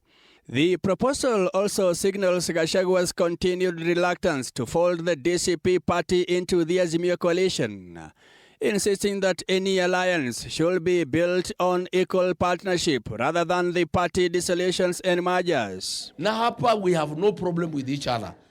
We have one common enemy. Na nimeona vyama vingine watu vijana wamepotea. Please, nataka kuomba within this coalition, let us focus on Kenya's problem. Shida ya Kenya na William Ruto. Hey! Meanwhile, Deputy President Kithure Kindiki has moved to exploit the emerging differences within the opposition, calling on Peter Munya, Justin Muturi and Lenny Kivoti to abandon the opposition and join President William Ruto's camp. Alikosana na wakubwa wake, akakosana na wadogo wake. Saa hii mimi nataka nitangaze hivi. Mimi mahali hatukukubaliana ni wakati aliniambia ati kwa sababu amekosana na mkubwa wake ati tutoke kwa serikali. Sasa pale kwa opposition umepeleka madharau, umepeleka matusi. Wale wengine ndugu zako wameanza kutukana wewe, mumeanza kutukanana pale ndani. Mimi naambia viongozi wa kona hii ya mlima, naambia Peter Munya, naambia Lenny Kivoti, naambia Justin Muturi, tokeni kona hiyo, mkuje kona hii nyingine. Since the beginning of 2026, Gachagua and Peter Munya have made two major joint political appearances in the Meru-Isiolo region. Although a planned multi-day tour was disrupted by internal disagreements. Meanwhile, Munya has independently held several regional political rallies and consultations, mainly across Meru, Isiolo and select opposition engagements rather than sustained nationwide campaigns. Whether this strategy will strengthen opposition unity or delay coalition building remains one of the key political questions ahead of the 2027 race. Mike Kagwango, TV47, Nairobi. Yes, indeed, a lot of politics is happening across the political divide. But there's one question that I'm trying to answer, because it would appear, Brian, there's a lot of entitlement among politicians who consider themselves senior, that having served in cabinet at some point, having served as a governor at some point, then you are entitled to something within a coalition, because now we're talking about coalition building across board, both in the broad-based arrangement and the other side. We've seen, for example, in the broad-based arrangement, people who claim they deserve the running mate position simply because you've been a CS or a governor at some point, you feel you deserve, without doing the work. On the other side of the political divide, we are seeing people who own parties and have been CSs or governors or speakers who are not necessarily on the front pages, and we do not see them campaigning, but they feel they deserve a seat at the table. As a young Kenyan politician, what do you feel about that? I know the obvious discussion will be about the cracks in the mountain, but do you see that there's a lot of entitlement among politicians who are doing nothing? If you look at the front pages across the entire week, is either President William Ruto, Rigathi Gachagua, or Edwin Sifuna. Yet so many other politicians feel they deserve a seat at the table. Do you agree? There's a lot of entitlement. Not only that is an entitlement that we have, but at the same time, the reason why somebody has that entitlement. I think that comes to how much you marshal your muscles when it comes to mobilization, because somebody who is sure of the backing from his region, definitely that person will argue with a lot of confidence, knowing that I had a certain number that I can deliver for somebody. So I think that comes to where somebody comes from, because you can see Kalonzo is very relaxed. He works at home, you know, because he knows that the Kamba nation is behind him. And that is something that... You feel like that... he works from where? He works from home. That he's a bit too entitled. That he just feels he deserves it because he's been there. Because you know, I think as we stand at the moment, what is happening in opposition, as we all know, that Rigiji is standing pitched, and that bars him from vying for the president and any seat in this country, even if it's the village seat elder. So I think for that reason now, it gives an opposition either an advantage or a disadvantage, because Kalonzo also is a senior politician on the side, and he believes he stands a chance to lead the presidential candidacy. Based on what? Because he believes he has that experience, and he has been vice president, and some point he had aspired as being the president during the 2013. It's not even based on what he's doing right now. It's not based even on what he has done in the past. Yes, the experience. The experience. And the question is, where does it leave the younger politicians who do not have experience? Your party leader, because I know you've been a member of the DCP, Ken Babu, I said, let's all go out and mobilize. Yes, if you feel you're strong enough, go out and mobilize. But many people who are criticizing him are not visible out there. They're not doing the work. They just feel because I've been governor or speaker or CS at some point, I deserve to be president. Or they're not doing the work like we see Sifuna do. They're not doing the work like we see President William Ruto do. Thank you, Fred.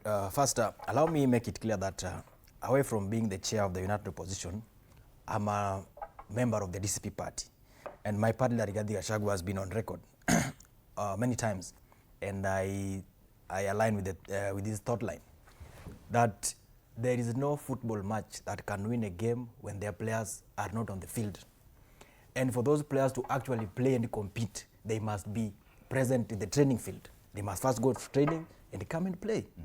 So it does not make sense for somebody to sit in the bushes somewhere or in a hotel taking tea and mandazi as Rigathi Gachagua does the donkey work, and then you come and sit on the table and claim the principal title and some zoning imagination because you imagine that there is some quarters of some few numbers somewhere in the corner that supports you.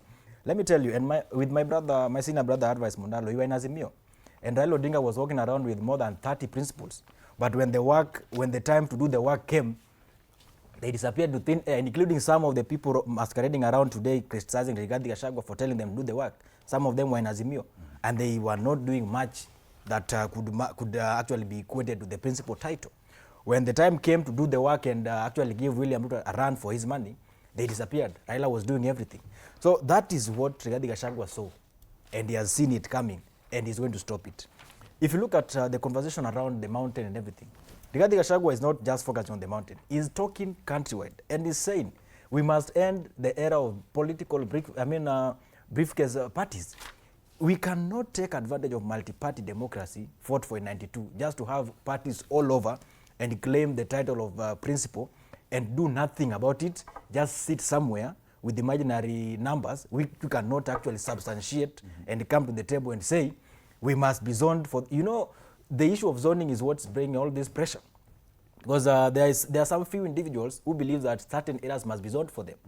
But they are not doing the work. They are not being seen on the ground. They are not doing what it takes. And if you look at maybe the political matrix of Nairobi, leave alone Mount Kenya, Nairobi alone, people are saying that, there has been conversation between my party leader and certain party leaders, and they are going to divide Nairobi, and they are going to do what? Because that's the question, where does it leave the young politician? But what we are saying is, if the decision is going to be made in the boardrooms, where some of us might not get the advantage of going in, then what's the essence of being in those parties? You see, that's the question young people are asking. And that's what Rigathi Gachagua is also asking. If you want me to zone out Ken Babu from Nairobi senatorial race, then show us your candidate, or you and your candidate. What are you doing to popularize your candidature and your party? So that I can sit Ken Babu down and tell him, my brother, these people have done work, and at this point, seed grounds for them. But until then, Ken Babu must run on DCP ticket and win the seat. And that's why he said that we are going as a party, we are going to field all over the country. Because we've done the work, we've put the effort, we've invested, we've popularized our candidature. So there's no point of zoning that we can now start having that conversation. Finally, on that issue, let me say this. When we talk about issues around the Kikuyus and Mount Kenya votes, and it's good we served with my brother in Azimio youth level ranking. In the voting of 2022, Mount Kenya gave William around 3.2 million, the president of the current president. They gave Raila Odinga 1.2 million. That's about 4.4. And around 1.6 million people did not show up to vote. They boycotted the elections. And if you add all that, it takes us to around 6 million. And then with the IBC registration that happened recently, there are about 400,000 people that had registered, new registered voters. That's about 6.4 million. And of course, if you collect the Kikuyu voters that are across the country who are scattered all over, that will give us around 1.5 million again. So when Rigathi Gachagua says that he's coming on the table with about 7.5 million votes, he's talking about numbers that he can actually substantiate. Remember, we're talking about a political scientist, somebody who understands numbers and he knows politics is numbers, and there's nothing more. You either bring numbers or you sit ukae kando upangwe. So some of these people who are now making noise and crying left, right, cannot actually sit on the table and say, these are our numbers.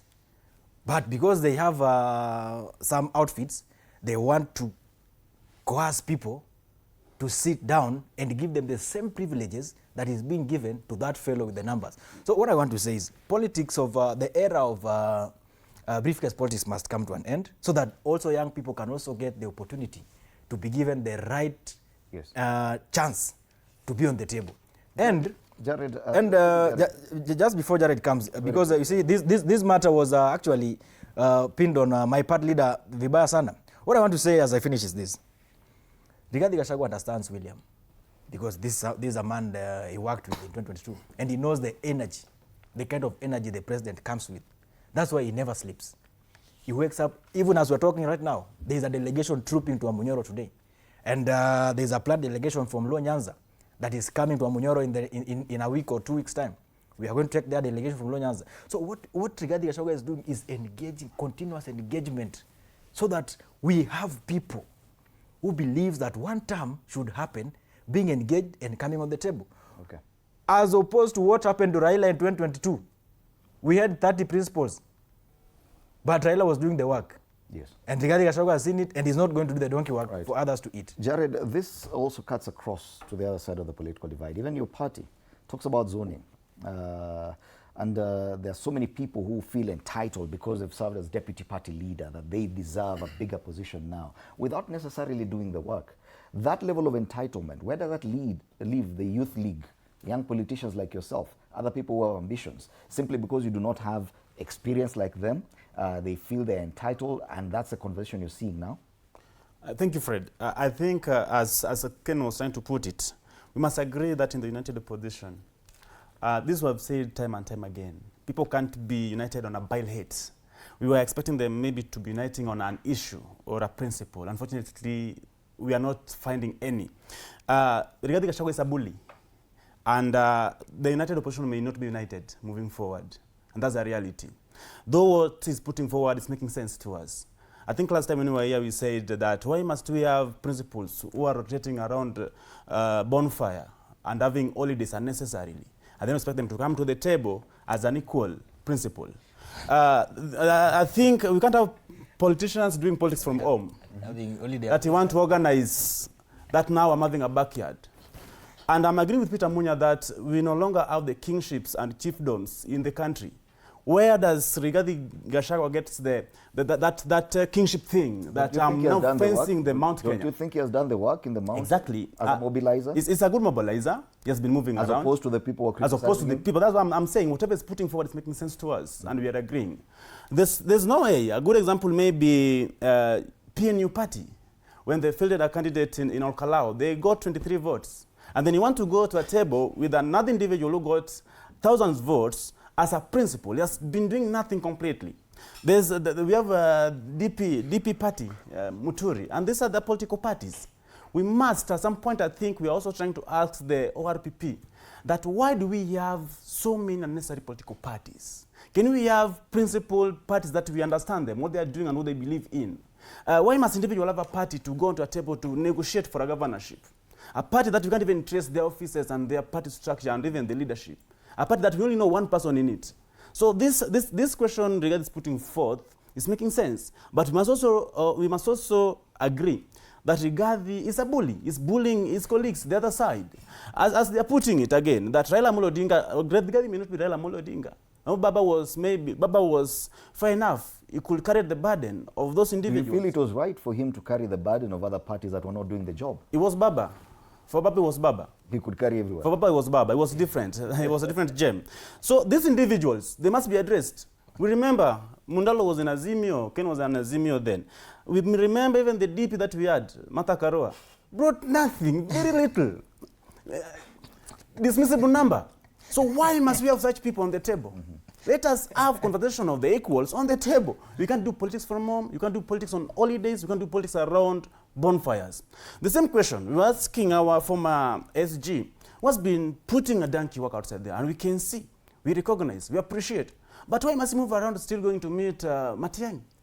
Why must he move around still going to meet Kalonzo Musyoka? these are seasoned politicians, as Brian was trying to put it, that is now sure that he has Ukambani on his basket. Who's promising him that? We have a new dispensation, we have a new conversation. So I'm agreeing with Kenya that these lazy politicians must just accept that they are lazy. Do you feel you asked the question, Fred? They are affecting also the young aspirants? Like someone feels entitled because just I'm a CS. I'm a former CS or I'm a former governor, and they are competing with you as a young person. But because they feel they had a bigger position, that muzzles your power. You asked a question on the ODM side that we have CSS and maybe the party ranking luminaries who are also eyeing the DP position when maybe in case we get into coalition with the UD, the broad-based. I think from our side there's nobody entitled. Those CSS we're talking about, we have been seeing Oparanya moving around. We are seeing Joe moving around. We are seeing John Mbadi moving around. Wanda doing the same. We are seeing Simbarati doing something. And even Gladys Wanga. There's nobody sitting pretty well somewhere that they're waiting to be given. You know, DM people are not being given. You know, DM, you must push, you must see what you're doing, we must feel you. But again, I think maybe that comes with seniority and understanding the system of the organization, maybe now the party. You asked about the zoning as well. Where does this leave young people? Is there any young person who have come forth that they are interested in the said positions? If such will happen, if maybe Commissar, the other may be interested, I'll put forth my candidature, and then from there we'll square it out. But until then, we'll give them a chance, those who already shown interest, and we'll give them our support. All right. Advice, I'd want your opinion on this. Is this giving, and I know there's partisan politics, you'll always want to hit the other side, but that across boards, there's a lot of entitlements. People just feel that even without doing the work, I have been a CS, I have been a governor, I deserve, I've been a party leader. Even when you're not being seen campaigning, we're just seeing Sifuna, Gachagua, and President William Ruto on the campaign trail. No one else. You're not seeing ODM doing some things spread around the country? Where it is rare to find ODM on the front pages. Isn't that about front page? Yes, Advice.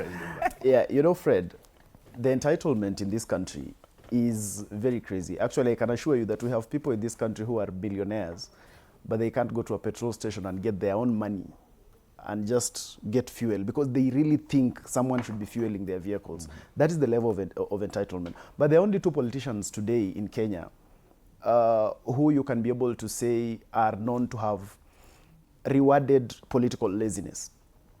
And this is President William Ruto and Raila Odinga. Raila Odinga carried everybody. He did not care sometimes what level of importance you really had, but and sometimes these are the reasons why they fattened this entitlement and continued. Look at President William Ruto, for instance. President William Ruto does the heavy lifting and becomes president. JB Muturi becomes CS. If I were to ask you, what was the political importance and significance that JB had to make Ruto president? But because he is a bigger brother. Remember, one of the reasons why President Ruto together with Raila Odinga would do this is because they were politically the bigger brothers of everybody. They were the most politically experienced and all that. So everyone else, no matter how experienced, they fell below them. And so they had a higher responsibility as elders to just be able to carry people along and say, okay, fine, we've been with you. Just get something and let's keep moving. And some of these fattened them so much. Look at President Uhuru Kenyatta. President Uhuru Kenyatta does the work, becomes president. JB Muturi becomes speaker. And then I ask you, what was the importance? What is this that JB had done to President Uhuru politically to actually warrant him to become speaker? But you see, he became fattened by this. And so as it stands now, he really believes that this country owes him something. So he is at a point where, and some of these politicians are at a point where now, those ones who are in the opposition, they believe first that they are senior to Rigathi. That is just what they don't say, but that's what they believe. Because Rigathi Gachagua is a one-term member of parliament, and someone calls him a quarter-term deputy president. So politically, when someone like JB Muturi looks at himself, when someone like Munya looks at himself, he feels like he is actually, she is senior to him. So whereas that might be true, but there's also political reality about the work that people are actually doing. And we can't run away from the reality that Rigathi has actually put in some work. And the disadvantage that they have had in that opposition is that Rigathi knows that he cannot roll a campaign on an agenda. He knows very well that he has no promise he can give Kenyans. And that's why he pulls his campaign towards ethnic incitement.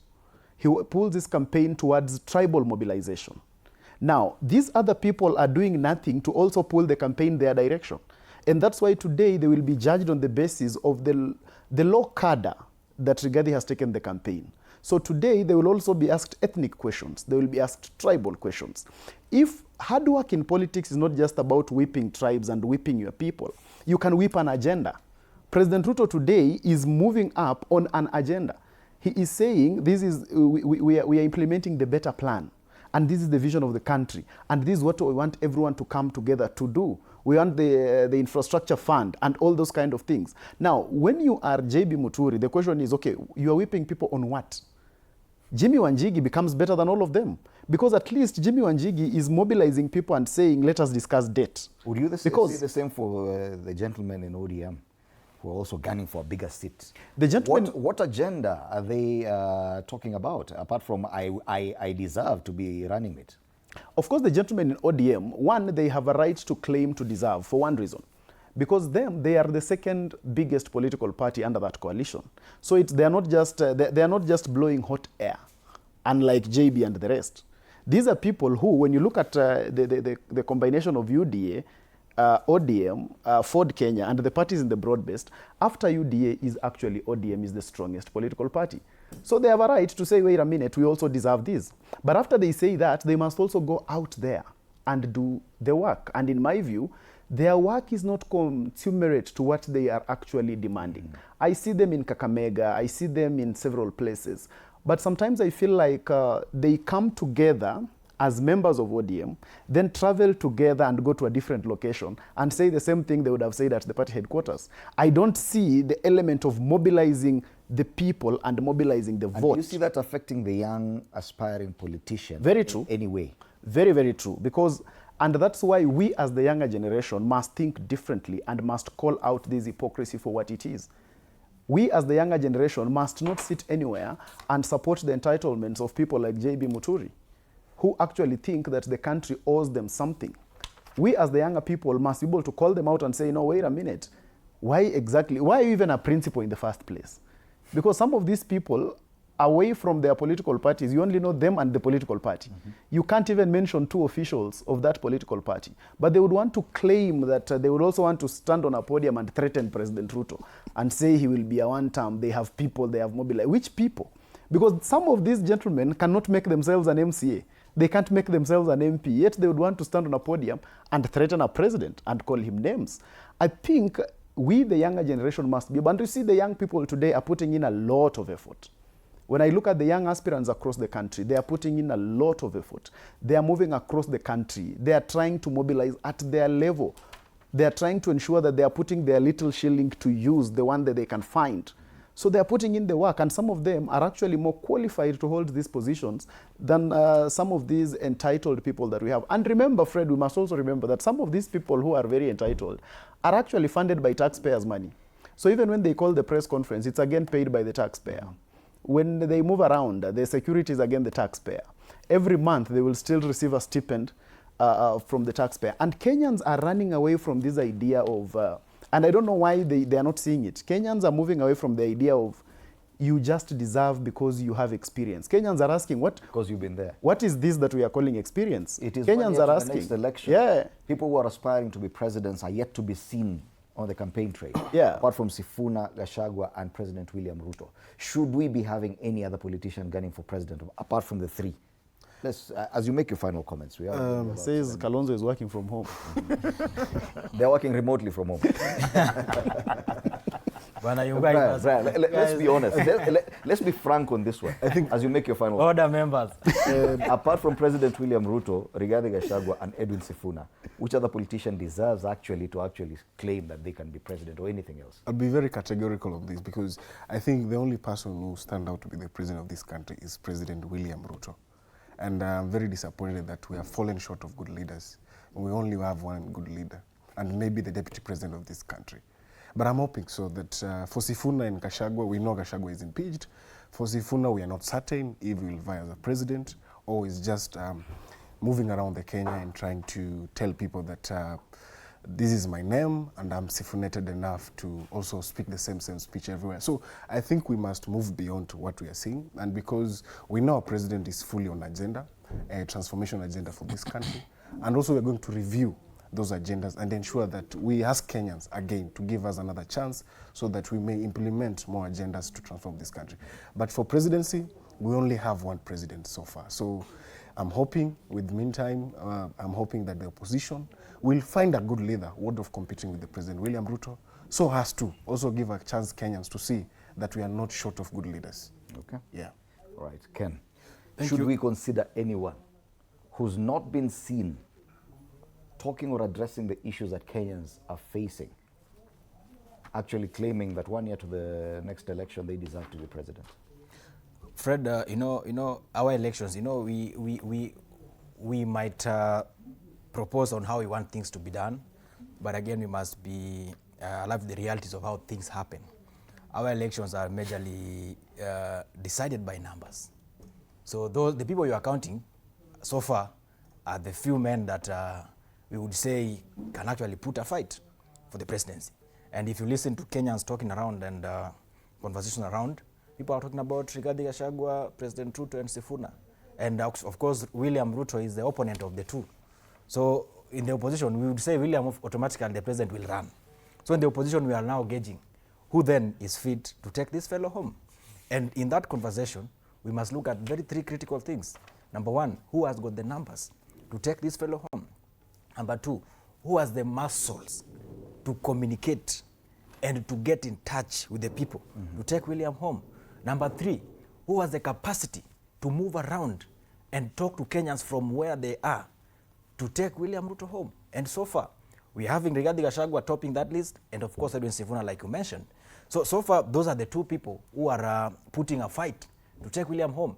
Of course, Kalonzo is doing, the match is doing, and he mentioned earlier on, we can also not write off the experience, because I believe that taking President William Ruto home and making him a one-term, as we've been saying, needs the energy and the brassiveness of Rigathi Gachagua on that table, and it calls for the diplomatic nature and the coolness of Kalonzo Musyoka, so that we don't end up destroying everything. And of course, the mobilization skills of Rigathi Gachagua and Sifuna also is needed.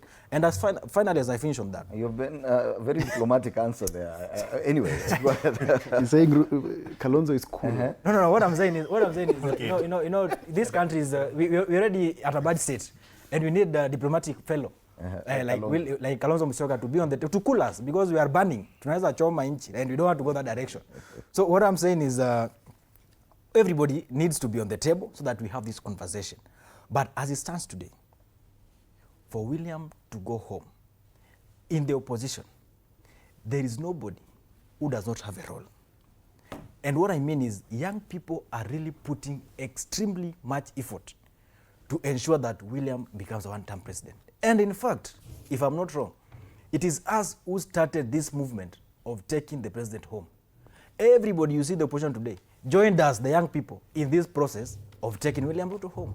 So what does that mean? All the principles as they are must also be reminded that you cannot be having a conversation of taking William home while secluding or excluding the young people from that conversation. Because today, if the young people decide that, okay, the five of you have decided that we cannot be on the table to actually contribute to the removal of William, fine. Let's have our candidate and deal with you and William at the same time.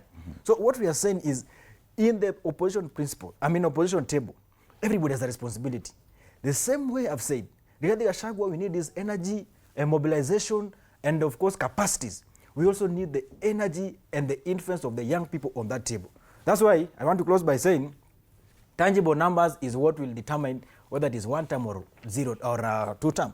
So then, everybody who claims to be a principal, including myself, because now you see, at this point, I think there are many factors to make you a principal, not necessarily a political party. But you need to put in the work. So I'm already putting the work, and I think my work also qualifies me to be a principal.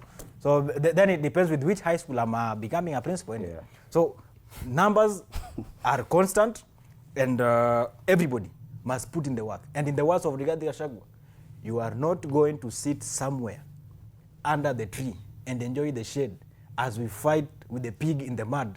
Then when we get out of the mud, we wash our clothes and give you clean clothes to walk around and do comedy. You're That one saying will not happen. no to lazy politics. It shall not happen. Your final comment on this issue of lazy politics.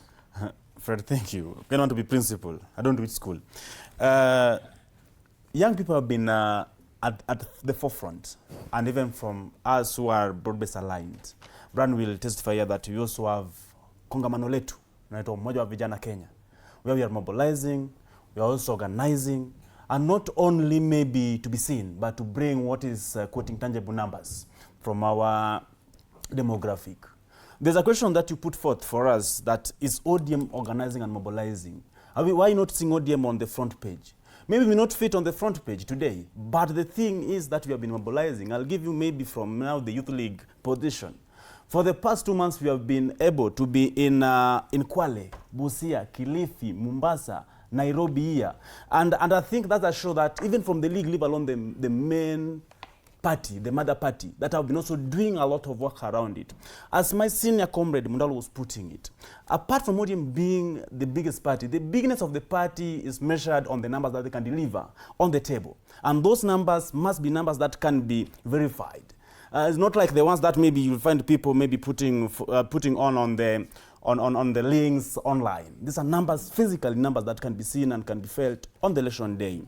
On the lazy politicians, I think in our generation, as we have been putting it here, there's a new conversation around, and I think they're also threatened. I don't know why Ken is still trying to pamper the cool politicians around, and they bring what and on and so forth. We want them to put in the work. Unfortunately, I think Dr. William Samoei Ruto has been putting his best foot forward. And if possible, if maybe we'll form the coalition in the broad-based, we'll have a formidable force moving forward. For the lazy politicians, I think that is outnumbered. My brother he analyzed how JB Muturi has been finding himself on the tables. We don't expect them. Mundala has been doing a lot of work, for example. Why must he not be on that same table where these lazy politicians are there, where these seasoned lazy politicians are getting the seat and getting opportunities? At some point, young people do carry the donkey work, but they go unrewarded. A good example is my brother here in 2022. They are the young people who carried the burden of their Zimio campaigns. But when the appointment came and opportunities, they were not given chances and opportunity. And I think the chances were given to the said principled who brought nothing to the table. 2027, from maybe our position, we will not allow them. Right. Advice, Mundalo, kindly wrap it up for us. Thank you. I think I like the passion in young people. I think in the next dispensation, I should ensure Jared sits somewhere up there. I would be CS by now. Thank you. If the lazy politicians I hope you not be demanding to be a principal. So in finishing, there is always the imagination that the opposition people have, that they are the ones who have monopoly of young people. And every time they speak, they talk like they are the ones who have monopoly of young people. Yet when I look at this panel, opposition is already outwitted because I think it's 2 young people against 1. I'm refusing, I'm denouncing myself from there because I know they'll call me El Millennial. So even by that alone, they are outwitted in that. But the country is but being blame treated the producer. The country is being... No. Let Mundalo speak. All right, it's Mundalo's time. So the country is being treated to very few people who actually want to become Kenya's president. And in my view, only 2 people have substantively come out to say they want to become Kenya's president in 2027. And one is President William Ruto, who is coming out and saying, you know what, I need another term. And it's on the basis of this agenda, on the basis of the implementation of the better plan, on the basis of the vision that I have for this country, and this is what I think we need to implement going forward. And then on the other hand, we have Rigathi Gachagua, who is saying, you know what, I want to be president of Kenya because, number one, I need to be vindictive to President William Ruto and prove a point that I was not supposed to be impeached. And he's saying the second reason he needs to be president is because he can mobilize his community to make him president. So it's Kenyans to choose between these 2 people who actually deserves the role of a president to take Kenyans to the next level. Others have said they want to be president. Why are you ignoring them? I have said the ones who have said and putting in the work. But if you want me to talk about them, I'll proceed and say Kalonzo too has said openly that he wants to be president, and his reason is that he's the oldest politician. And his reason is that he has been here for long. His reason is that he's the one who is entitled. And all of us, because we are all younger than him, we should respect him as a parent and make him president. Right. Politics of entitlement. That's one discussion that we should be having. Should we allow these old politicians who are not even putting in the work to actually be players and claim a seat at the table, even the jobs after, and determine our political future? That has been the discussion. The Youth Perspective today. Thank you so much to my panelists this morning for the good job and the vibrant debate that we've been having. Asante sana, Brian Kipkorir, Youth Affairs, UDA. Ken Babu was a Youth Chair, United Alternative Government, UAEG, is also an aspirant for the Nairobi senatorial seat. Asante sana. Jared Oye, ODM Youth League, and Advice Mundalo, Leadership and Communications Expert. Asanteni sana. That has been the Youth Perspective today. It is also the Mount Kenya University graduation day today. Thousands of graduates already making their way into Happy Valley grounds in Thika. Live pictures there. And this will be broadcast live on TV47, the entire graduation. This is the 29th edition of the graduation ceremony of the Mount Kenya University, and that's where we are heading immediately after this. My name is Freddie Ndimuli. Enjoy the rest of the viewing. Good morning.